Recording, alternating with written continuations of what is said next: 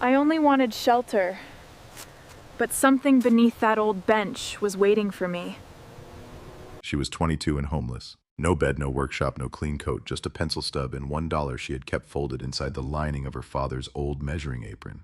And with that dollar, she bought a forgotten wooden ruler graduating room outside Keene in Cheshire County, New Hampshire, last marked on county trade maps in 1978. The north sill had sunk 6 inches. Rain entered through 3 opened roof seams. The county condemned it on October 14, 2022, with demolition planned for the first thaw. Beneath the scale-marking bench, a brass-lined jig had kept a narrow cavity closed for 44 years, holding money records and a truth about her father. Before we continue, if stories like this mean something to you, hit subscribe. And tell us in the comments where you're watching from. We love seeing how far these stories travel. Mercer-Calder had been measuring her whole life without knowing it. As a child in Brattleboro, she measured tables with her forearm, porch steps with her shoes, and winter daylight by its reach across the linoleum. Her father Samuel gave her a carpenter's pencil and taught her that a crooked mark could travel farther than anyone intended. Samuel made measuring sticks for cabinet makers, masons, and schoolrooms from straight-grained maple. He was not a prosperous man, but his hands were exact. When Ben was 8, he began taking her on Saturdays to the rear room of Calder Scale Works, where his elder sister Ruth Calder kept the old graduating benches alive. Aunt Ruth had blunt silver hair and a burn scar across her left thumb. Each weekend, she warmed the marking wheel over a blue alcohol flame-planed maple until light ran evenly along its edge and made Ben test it against a steel reference rule. They checked drift at 12/24 and 36 inches. Ruth mixed shellac thin enough to leave the grain readable, then let Ben soften the corners with garnet paper. At noon, they ate apples over the scrap barrel. Afterward, Ruth read aloud from the school order book, naming towns that could no longer afford supplies. "An honest inch belongs to everyone," she said. Bun understood later that Ruth was not speaking only of rulers. She meant that accuracy was a form of fairness and that careful work could reach people whose names the maker would never know. Ruth died of pneumonia in February 2017. Before the ground thawed, the lease ended and the reference rules, marking wheels, brass gauges, and maple stock were sold in lots. Samuel saved only his apron, a pencil knife, and one warped classroom ruler bearing Ruth's initials. After Samuel's death 3 years later, Ben entered a trade program in Springfield. Her roommate, Pierce Dunn, spoke softly and kept his boots polished. He borrowed tools without asking, corrected Ben in front of instructors, and always knew which rule had been changed before anyone else noticed. He could turn a room against a person without raising his voice. When shop fees went missing, Ben's tool roll vanished the same week. Pierce said he had seen her selling tools near the bus depot. The instructor believed the version delivered without trembling. The eviction came on September 6, 2022. Bond returned to the rented duplex and found her canvas suitcase standing upright beside the hydrangeas, its brass latch tied shut with kitchen string. Her mother remained behind the screen door, one hand gripping the frame. Pierce had already called her. He had described debts, theft, and a daughter becoming unreliable. "You cannot bring this trouble inside our home." Exactly 8 words. Bun looked at the suitcase, then at the narrow strip of shadow where her mother's face should have been. The screen did not open. A dish towel hung over her mother's shoulder, still damp from supper, and water dripped from one corner onto the floorboards. Bun waited until the drop fell 3 times. Then she lifted the suitcase. Her mother lowered her eyes and turned off the porch light before Ben reached the road. For 6 weeks, Bun moved by the cheapest routes she could find. She slept beneath the Springfield bus terminal stair, behind a Greenfield laundromat, and in a Northampton church basement where cots vanished before sunrise. Her $28 became $19 after a ticket, $12 after soup and socks, then $6 after aspirin. In Fitchburg, she slept in an unlocked cemetery shed until a groundskeeper found her and quietly walked away. In Gardner, she lay beneath pine pallets behind a cabinet shop, breathing resin from wood she was no longer allowed to touch. She reached Keene with $1, the pencil stub, and the apron beneath her coat. She found the advertisement at the Keene Public Library on a rain-dark Tuesday. The classified page lay beneath a plastic bar held flat beside notices for snow tires and cordwood. One square had been circled in blue ink. County disposal, former ruler graduating room, $1 structure, unsafe, buyer assumes all liability. A clerk had added the parcel number by hand. Bun copied it onto the back of a discarded checkout slip. The words graduating room made her press the pencil too hard. The point broke. She sharpened it with Samuel's small knife, gathered the shavings into her palm, and read the notice once more before asking the librarian which bus ran nearest to the county offices. At closing time, she stood beneath the stone arch with rain gathering on the apron under her coat. The dollar remained folded in its hidden seam. She had no proof. The building still stood, no tools, and no place to return to. She turned north toward the clerk's office anyway. By morning, Mercer-Calder would learn what $1 could legally burden a person with. The westbound bus left Keene before sunrise, carrying Ben 7 miles along Route 12 before the driver let her down beside a closed farm stand. She walked the remaining 9 miles with her suitcase striking the back of her knee. Cold rain hardened into sleet by noon, whitening the shoulders of the road and soaking the cardboard inside her boots. That night she crawled through a loose board into a hay barn near Swansea and slept between stacked bales while the temperature fell to 27 degrees. Mice moved in the walls. Every hour she woke and checked that the folded dollar remained inside Samuel's apron. By morning the sky had cleared to a hard October blue. Keene came into view by its chimneys and steeples, then by the ordinary signs of people who possessed somewhere to be. Prime Roast opened its door to the smell of coffee. A delivery truck idled outside the Toadstool bookshop. Workers rolled carpet into Sid's storefront while a man at Hampshire lumber counted bundled lath. Across the square, Ye Goody Shop turned a small brass sign from closed to open. Bun watched each door admit someone. The Cheshire County offices occupied a brick building whose granite steps had been worn shallow in the middle. Inside, radiators knocked beneath tall windows. A woman behind the counter wore a green wool cardigan fastened with a carved wooden button. Her white nameplate read Margaret Vale, Deputy Clerk. Bond placed the classified notice on the counter. Mrs. Vale read it, then studied the water-dark shoulders of Ben's coat. You understand the roof may fail. Yes, ma'am. You understand there is no legal well certificate. Yes, ma'am. You understand the county will not remove debris. Yes, ma'am. You understand ownership cancels the demolition order but not the condemnation. Yes, ma'am.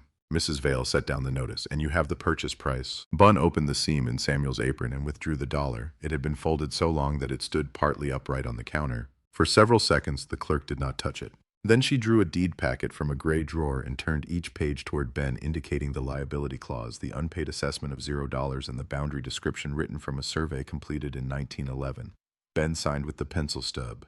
Mrs. Vale pressed a brass county stamp into a red pad and brought it down upon the final sheet with a sound like a small door closing. Winchester Street South, she said. Left on Matthews Road. After the old Grange Hall, take the gravel fork beside the stone wall. The building is another mile past the power line. She began placing the copies into an envelope, then stopped at Ben's signature. Calder. Bond nodded. The clerk's thumb remained on the paper. Were you related to Ruth Calder? The radiator knocked twice. She was my aunt. Mrs. Vale removed her glasses. A pale mark crossed the bridge of her nose where the frames had rested for years. Ruth came here every September. She filed school orders for exemption from local use tax. Said she would not let a town charge children extra for learning how long something was. Bun looked toward the window. She kept doing that after the shop closed, she asked. For a while. Mrs. Vale lowered her voice. The graduating room you bought belonged to a supplier called Mercer Rule and School Goods. Ruth collected unfinished stock there after their owner died. I remember her wagon outside this building, maple strips tied beneath a canvas. Bond had never heard Ruth speak of Mercer. Mrs. Vale opened another drawer and took out a yellowed parcel card. In one corner, beneath the typed property description, someone had written, R. Calder access granted in blue ink. The note is dated November 1978, she said. That was the last winter anyone recorded lawful entry. Bond ran one finger over the sleeve of Samuel's apron. Why did she go there? I do not know. The clerk returned the parcel card to its drawer. But she knew the place before the county forgot it.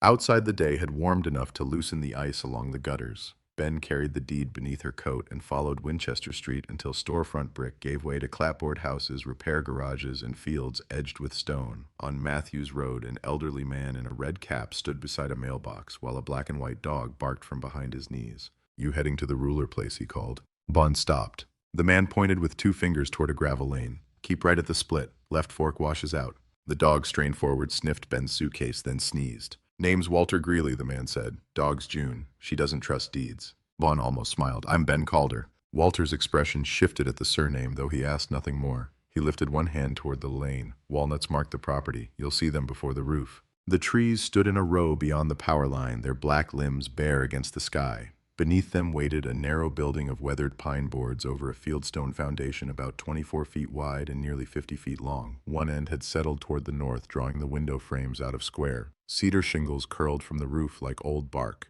A brick chimney rose through the southern slope, cracked above the flashing.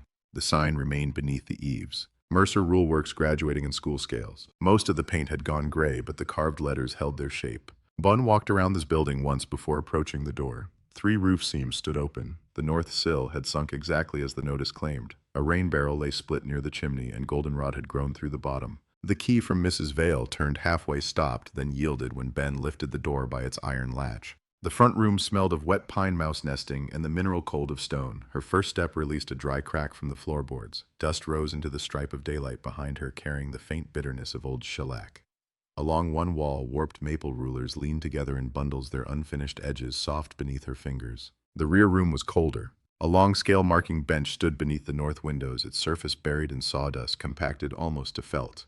Iron guide rails crossed the top. A toothed graduating wheel lay frozen in its carriage brown with rust. Beneath the bench, partly hidden by fallen lath, Ben saw the dull edge of a brass line jig. She crouched but did not pull it free. There was too little light, and the floor beside it had darkened with water. By evening, wind moved through the broken panes with a low bottle note. Ben swept one dry corner using a bundle of birch twigs tied with apron string. She spread her coat on the floor, placed the suitcase beneath her knees, and ate the last heel of bread saved from the library cafe. The building settled after dark. One beam clicked above the front room. Something scratched inside the wall, stopped, and began again near the chimney. Through the roof seam, she could see a narrow piece of sky and one white star. Bun lay with the deed beneath her shirt and Samuel's apron folded beneath her cheek. For the first time in 6 weeks, no one could ask her to leave before morning. Measure twice, her father had taught her, because a true line remembers where it began. At first light, Bun carried the split rain barrel behind the building and followed a line of flattened grass toward the well. The stone curb stood 30 yards beyond the walnuts. Its wooden cover had rotted through on one side, but the chain remained sound. She lowered a rusted bucket until it struck water after 21 feet, drew up a cloudy gallon, and boiled it in a dented enamel pot found beneath the front counter. The outhouse leaned east, its door secured by baling wire. She sistered the broken hinge with a strip of packing crate and learned to lift the door before closing it. By the third day, she knew the language of the floor. The front threshold groaned under the left heel. A board near the chimney gave one sharp pop. The aisle beside the graduating bench remained silent, except at its northern end, where two planks answered weight with different notes. She marked the unsafe places with pencil crosses. Her stomach drove her back toward town. Hampshire lumber sold framing stock, but the smaller Bellows hardware on Main Street carried stove brushes, lamp oil, and single nails in open bins. The owner, Edwin Bellows, had one eyebrow white and the other brown. He stood behind a counter polished by generations of sleeves, surrounded by the smells of iron linseed oil and coffee kept too long on a hot plate. Bond placed the county deed beside her list. I need enough to make one room safe. Edwin, read the parcel number. You own Mercer's place. For $1. That sounds about right. She asked whether he allowed credit. Edwin looked at her boots, the pencil marks on her cuffs, and Samuel's apron folded beneath her arm. I allow accounts when I believe the building will still be standing when payment comes due. I cannot promise that. No, he said, but you came in asking for chimney tools before curtains. He opened a ledger and wrote Ben Calder, Mercer Road across a clean line. Then he placed a stained booklet on the counter. Home repairs for New England Farms, 1949. My father sold those for 35 cents, he said. No one has asked for one since Carter was president. Bring it back when the roof stops leaking. Bun bought a 6-inch wire chimney brush for $40.80 down 25 feet of jointed fiberglass rod for $6.25, stove cement for $2.10, a pound of 8-penny nails for $1.35, lamp oil for 89 cents, and a used bow saw for $3.75. Edwin entered every amount in the ledger without totaling the page. He added 2 potatoes and an onion from a sack near the stove. Those are not hardware, Bun said. They rolled behind the counter. The chimney took most of the next day. Bond spread damp newspaper across the hearth, removed the rusted stovepipe, and sealed the opening with a flour sack tied around the thimble. Outside, she lashed a short ladder to the eave using clothesline found in the workroom. The roof would not bear her near the open seams, so she climbed from the southern side and crawled with her weight spread across 3 rafters. At the chimney crown, she fed the brush downward 1 rod at a time, turning clockwise so the joints would not loosen. The first pass met resistance 6 feet below. She worked it through with short strokes until a black mass broke apart and fell into the firebox. For 4 hours she brushed, withdrew, tapped the rods clean, and began again. The soot was dry near the top. Lower down glazed creosote clung to the flue in hard brown scales. She scraped what she could with a flattened iron hook, then inspected the mortar joints by lowering Samuel's pencil tied beside a candle stub. 2 joints had opened near the smoke shelf, but the clay liner remained unbroken. When she removed the flour sack, nearly a bushel of soot lay across the newspapers. Bun carried it outside in 3 trips. The creosote smell remained in her hair and at the back of her throat. She patched the open joints with stove cement, waited until evening, then burned a twist of newspaper beneath the flue. The smoke rose cleanly. She fed in pine splinters, then 2 dry maple offcuts. The stove clicked as it warmed. Rust darkened and a small circle of heat opened in the room around her knees. Bun sliced the potatoes thin with Samuel's pencil knife, added the onion and a cup of well water, then covered the enamel pot with a sheet of tin. The meal tasted of smoke and iron. She ate it slowly while rain began tapping the patched chimney, flashing. The following morning she turned to the workroom. She uncovered only what she could clean before dusk. Beneath the sawdust lay a cast-iron scale-marking bench with a sliding carriage, 3 maple straightedges worn smooth at their grips, a foot-powered burnishing wheel, a brass reference rule divided to 64ths, and a box of steel number stamps wrapped in oilcloth. Against the wall stood an edge plane with a fence made for narrow stock.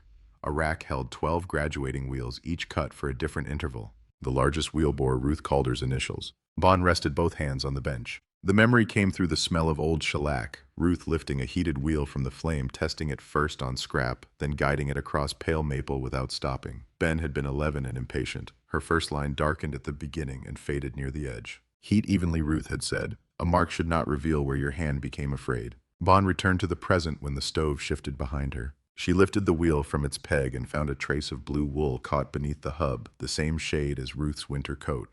She folded the thread into Samuel's apron rather than asking the empty room to explain it. Near noon, Bund began testing the bench. The iron frame stood level despite the settled floor. Its oak top measured 11 feet 7 inches. She knocked along the apron with the handle of the bow saw, listening for rot or loose joinery. Most of the wood answered with a dense, even rap. Above the northern leg, the sound changed. She struck it again. Hollow. The brass-lined jig beneath the bench appeared to be an ordinary fence for keeping burned marks parallel to the ruler's edge. It was 38 inches long and heavy enough to require both hands.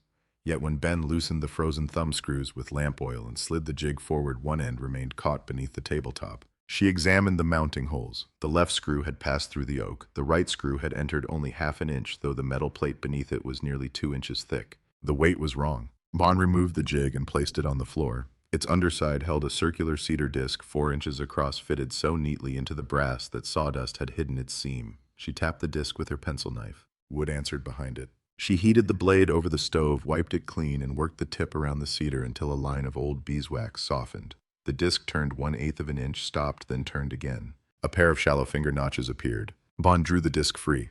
Inside the hollow brass body lay 3 packages wrapped in waxed linen and tied with faded blue thread. Nothing glittered, nothing spilled. The packages had been fitted to the cavity with the care of tools returned to a case. She carried them to the front room and washed her hands before touching the knots. The first cloth held a narrow rosewood marking gauge, a folding ivory rule with brass hinges, and Samuel Calder's missing pencil knife sheath. His initials had been stamped inside it. The second package contained 6 straight-grained maple blanks, each planed to exactly 1 1/4 inches wide. Between them lay the school order book from Mercer Rule Works. Page after page listed classroom shipments marked no charge: 12 rulers to Marlborough in 1974, 30 to Winchester after a budget vote failed, 48 to 2 rural schools outside Hinsdale. Ruth's handwriting appeared in the final columns. Bond closed the book gently. The third package was a rectangular tin box sealed with cloth tape. A letter rested on top, addressed only to my dear one, whoever you are. Bond did not open it.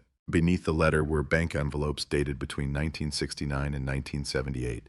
She arranged them by year, counted each stack twice, and recorded the amounts on the back of the library checkout slip. $25,750. At the bottom of the box lay a cotton purse containing 19 silver Morgan dollars, 11 Walking Liberty, half dollars, 23 Mercury dimes, and 7 Indian head cents. Beside the purse rested a tarnished purple heart engraved Samuel E. Mercer, 1944. Bond counted the paper money a third time. The total did not change. By then, darkness had filled the window openings. She placed the envelopes back in order, returned the coins to their purse, and wrapped the metal in its cotton. The letter remained unopened on the table. She could have read it beside the stove. Instead, she carried the enamel cup outside and walked beyond the walnut trees to a narrow drainage creek she had not noticed before.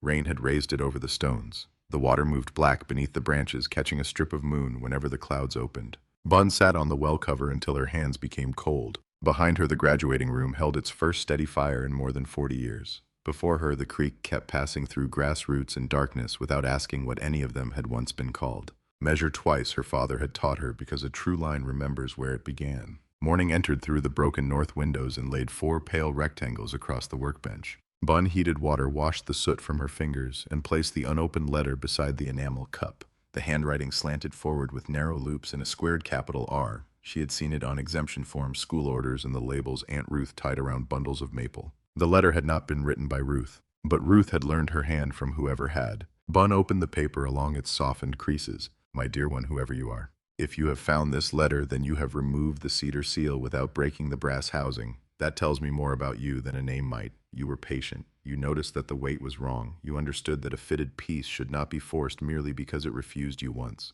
My name is Eleanor Ruth Mercer. In March of this year, Dr. Helen Warren at Mary Hitchcock Hospital in Hanover told me that the growth in my left lung had entered the bone. She spoke plainly, which I appreciated. There will be no surgery. I have been given enough time to close my accounts and put the shop in order. This work began with Amos Mercer, born in Gilsum in 1841, who cut school measures after returning from the Civil War with two damaged fingers. His son Nathaniel opened this room in 1896 and taught his daughter Clara, born here in 1878. Clara married Thomas Calder of Brattleboro, and their son Samuel Calder carried the method south into carpenters' shops and classrooms. I am Clara's younger sister. Ruth Calder is Samuel's daughter and my grandniece. 4 generations have stood at this bench, though not all were permitted to place their names upon the sign. Mercer Rule Works accepted its final paid order on October 3, 1978. After that date, we sent what stock remained to schools that had lost supply money. Ruth helped me finish the markings. She never asked to be paid. The shop has been silent for more than 30 years, as you read this, perhaps longer. Silence does not always mean abandonment. Sometimes it is simply work waiting for a careful hand. My husband, Samuel E. Mercer, was killed in France in August 1944. The Purple Heart in this box was delivered to me with a typed letter and a flag folded too quickly. Samuel believed a child's first ruler should be as honest as a bridge timber. I kept making them because he had no grave I could tend here. Should you use the bench, choose maple with the annual rings running nearly upright. Plane both faces, then let the blanks rest 48 hours before final thicknessing. Heat the graduating wheel to approximately 340 degrees Fahrenheit and test it on scrap. For shellac, dissolve 1 part flakes into 4 parts alcohol and strain it through cotton. Allow 20 minutes between light coats. Check the 12-inch mark against the brass reference after every 10th ruler because heat can draw the carriage out by a 30-second without announcing itself. Do not mistake inheritance for possession. The tools do not become worthy because they are old, and money does not become clean because it was hidden. What is inherited is the obligation to make the line true, smooth the edge, and send useful work where it is needed. The envelopes contain what the business saved after expenses. Use it for shelter repair and the continuation of honest work. Keep enough untouched that the next careful person will not have to begin with nothing. There is a granite marker beneath the oldest walnut tree on the creekside. You will know it by the carved divider and line mark. Leave it closed until the house is weathertight. Some answers should not be asked to survive rain. Ruth knows about the room. She promised not to claim it, only to make certain the county did not burn the records. If she has sent you here, thank her. If she is gone, understand that she kept her promise through you. The house is not empty. It has been waiting. You are welcome here. Eleanor Ruth Mercer, November 12, 1978. Bond reached the signature and began again from the first line. The second reading took longer. She paused over Samuel Calder's name, then over the instruction about the 10 rulers. When she finished, she aligned the edges of the pages and folded them along the original creases, pressing each one flat with the side of her thumb. Outside, the wind had turned south. She crossed the workroom, opened the swollen back door with her shoulder, and followed the creek side of the walnut row. The oldest tree stood apart from the others, its trunk split above the first branch and healed into a dark seam. Beneath dead grass, Ben found the corner of a dressed granite slab. She cleared it with both hands. At its center, a carved divider straddled one straight line. The same mark had been stamped into the hinge of the ivory rule. Soil filled the grooves and moss covered the lower point. Ben brushed away enough to see the complete symbol, then stopped. The roof still leaked. She replaced the grass over the stone. Back inside, Ben unwrapped the rosewood marking gauge. Its brass wear strip had gone nearly black, but the stock moved when she loosened the thumb screw. She polished the strip with a pinch of stove ash and oil, then set the gauge beside the lamp. From the tin box, she took an old brass alcohol burner no larger than her palm. The wick had dried stiff. She trimmed it, added a spoonful of fuel, and struck a match. A blue flame rose without smoke. It lit the burn scar on the bench where Aunt Ruth had once rested a heated wheel. Bond remembered Edwin Bellows sliding potatoes across his counter as if they had merely rolled there. Mrs. Vale had kept the parcel card instead of discarding it with the obsolete files. Walter Greeley had pointed her toward the safe fork without asking what she had done to deserve the building. The cemetery groundskeeper in Fitchburg had seen her beneath the shed roof and chosen not to summon anyone. None of them had rescued her. Each had simply left one small opening where a door might otherwise have closed. Before we move on, think of one small kindness someone once gave you when they could not fix everything. Perhaps it was a meal, a ride, a dry chair, or the choice not to ask a painful question. Tell us about it in the comments if you can. These quiet acts often travel farther than the person who offered them will ever see. That night, Ben placed the marking gauge, the folding rule, and Samuel's empty knife sheath on the floor beside her coat.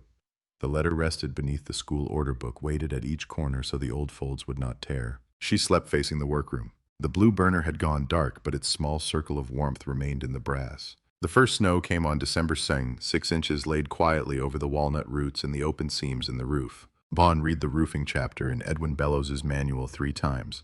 On the 4th morning, she measured the 2 roof slopes, each nearly 26 feet long and 14 feet from ridge to eave. Allowing for overlap waste and the rotten lower courses, she calculated 12 squares of cedar shingles, 4 rolls of felt, and 32 pounds of hot-dipped nails. The numbers cost more than she could safely take from the envelopes. Edwin agreed to sell the materials at wholesale if she unloaded the truck herself. When the last bundle struck the floor of the front room, he handed her a roofing hatchet with a square pole and a notched blade. "My brother carried that 30 years, he said. He won't be needing it back." A man named Orson Pike arrived the following morning. He was 71, narrow as a fence rail, with a leather patch sewn over one knee of his trousers. He had roofed barns across Cheshire County before his hands began shaking in winter. "I cannot pay you," Bunn said. Orson looked up at the sagging ridge. "Then don't." They opened the north slope first. Beneath the shingles, 3 rafters had softened at the ends, and one had split beside an old knot. Ben cut sister rafters from straight spruce, bedded them against the sound wood, and fastened them through staggered bolt holes. Orson snapped a chalk line above each new course and taught her to drive nails with 3 movements: set, seat, stop. On the 4th day, he tapped one shingle with his thumbnail. "That nail's proud." Bon raised the hatchet. "Pull it." They worked 11 days. Wind lifted the felt twice, and one afternoon sleet froze inside Ben's gloves. Orson said nothing when she climbed down to warm her hands. He merely set the next course loose so she could begin again when feeling returned. By December 15, the ridge cap lay straight from chimney to north gable. Ben stood in the road during the first hard rain and watched water run where it belonged. The chimney began failing below the roofline. Frost had split the faces from 12 bricks, leaving red shells around pale powdered centers. Mortar fell from the joints when Ben brushed them with 2 fingers. She lowered the chimney course by course until she reached sound masonry, stacking each reusable brick beneath a canvas sheet. Edwin found hydraulic lime in the rear of his storeroom. Orson gave her a coffee tin of fire clay and wrote the mixture on its lid: 3 parts sharp sand, 1 part hydraulic lime, 1/4 part fire clay for the inner joints. January remained in the 20s. For 3 weeks, Ben worked beneath a tarp fastened between the chimney and the walnut tree. She warmed bricks beside the stove, carried them up 6 at a time, and laid only what the mortar could protect before evening. Her bare fingers went numb every 15 minutes. Gloves caught on the joints, so she kept them in her pockets and stopped when she could no longer feel the edge of the trowel. One morning, a new joint cracked before noon. She cut it out, remixed the mortar, and began the course again. By January 28, the chimney stood 2 feet above the ridge with a new sloped crown and copper flashing folded beneath the shingles. Ben let the mortar cure for 48 hours, then built a test fire from dry maple and 1 strip of newspaper. Smoke entered the throat past the rebuilt flue and drew upward without hesitation. Outside, no gray thread escaped through the bricks. The floor looked black until Ben removed the last layer of dirt. Beneath it were white pine planks, some 16 inches wide, secured by hand-cut rose-head nails. The boards near the north wall had cupped from years of damp, but most remained thick enough to save. Ben reset every raised nail with a blunt punch and filled the deepest gaps with tapered pine splines. Edwin rented her a random orbit sander for $14 per day. She began with 80 grit paper, moving with the grain and stopping before the old nail heads heated. The first pass stripped away shellac boot marks and the gray skin left by rain. The second pass at 120 grit softened the wheel tracks. At 220, the boards began to hold light. Dust covered the windowsills and worked beneath her sleeves. She vacuumed twice, wiped the planks with mineral spirits, then brushed on the first thin coat of linseed and tung oil. 2 more coats followed, each rubbed by hand and allowed to settle before the next. The final coat cured for 48 hours. The pine shifted from dark honey toward mahogany, though dense, and saw marks remained. On one bad morning, Ben woke before dawn and sat with her boots in her hands for nearly an hour. She could not make herself lace them. At the marsh beyond Walter Greeley's property, a great blue heron stood ankle-deep in the frozen shallows. Ben watched it from the stone wall as sunlight moved down its back. The bird did not fish. Ben did no work that day. By evening, she returned to the graduating room, swept 1 clean path across the floor, and left the tools where they were. There were 8 windows. 3 had no glass at all. 4 were cracked from corner to corner. The last contained 1 wavering pane, green at the edges with bubbles trapped inside it. A date had been scratched into the lower sash, 1788. Bond preserved that pane. She removed each sash, labeled its position in pencil, and cut away the failed putty with a warmed knife.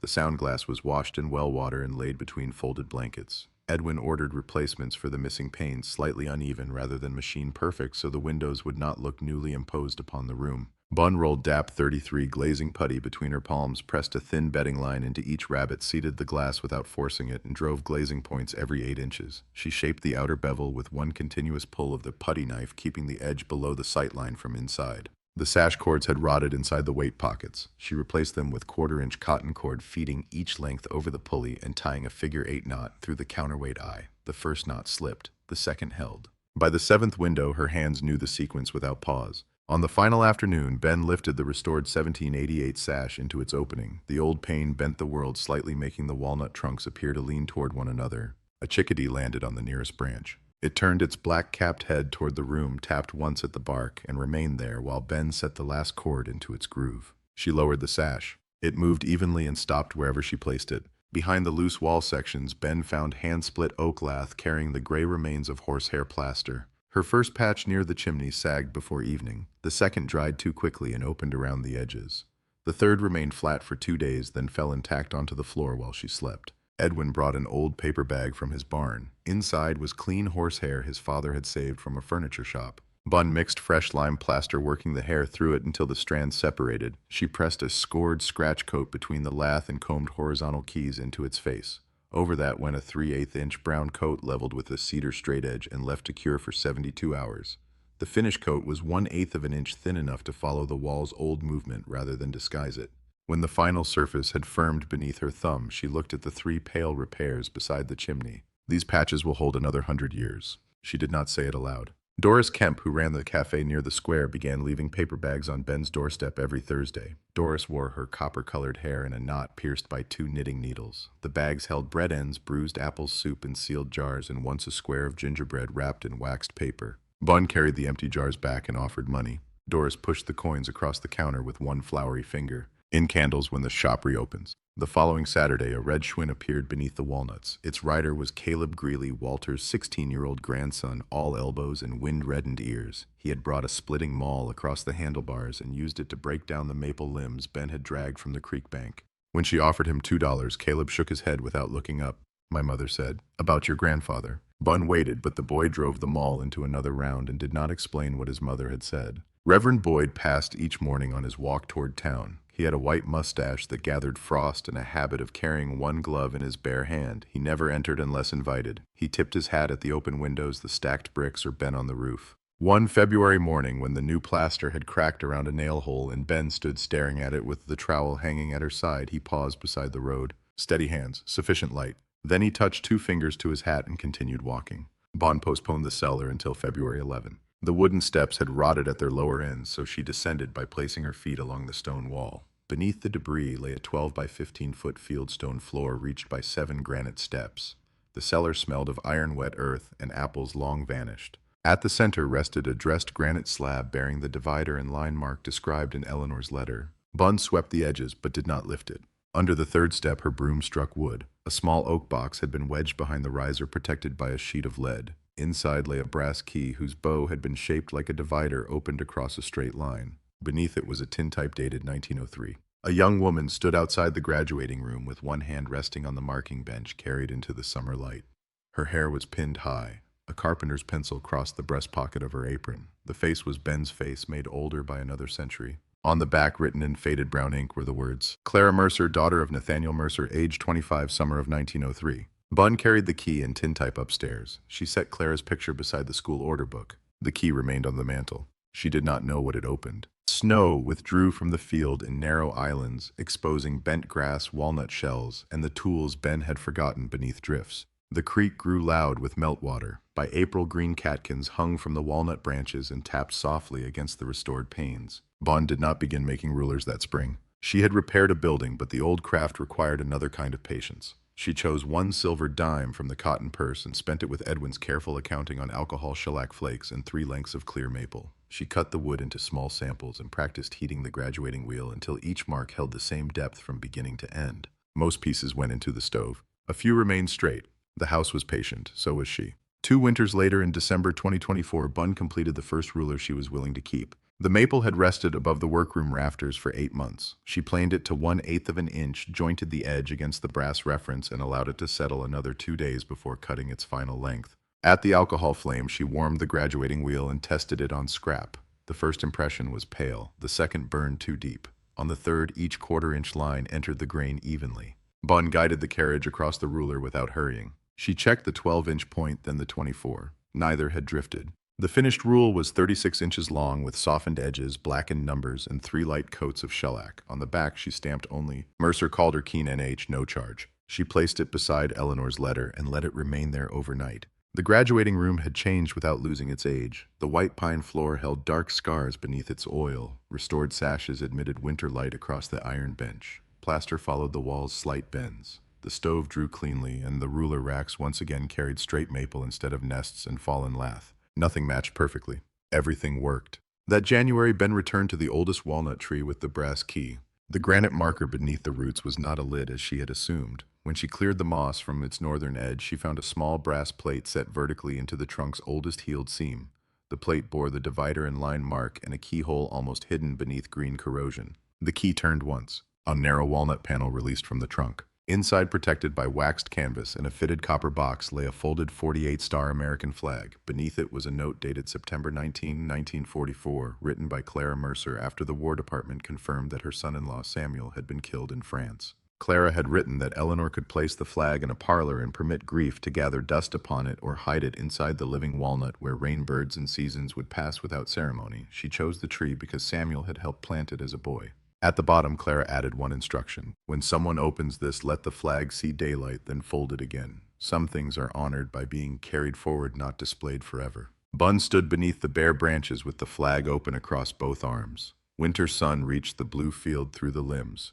She counted the stars once, then refolded the cloth along its established lines. She carried Samuel Mercer's Purple Heart to Woodland Cemetery in Keene on May 30th, 2025, the traditional Memorial Day date observed during his lifetime. Reverend Boyd came but offered no public prayer. Walter Greeley removed his cap. Ben placed the medal beside the Mercer family marker for the length of one quiet hour, then returned it to the tin box. She used little of the hidden money. 3 silver dimes paid for the first shellac and maple samples. A Walking Liberty $50 helped purchase glass for the final window.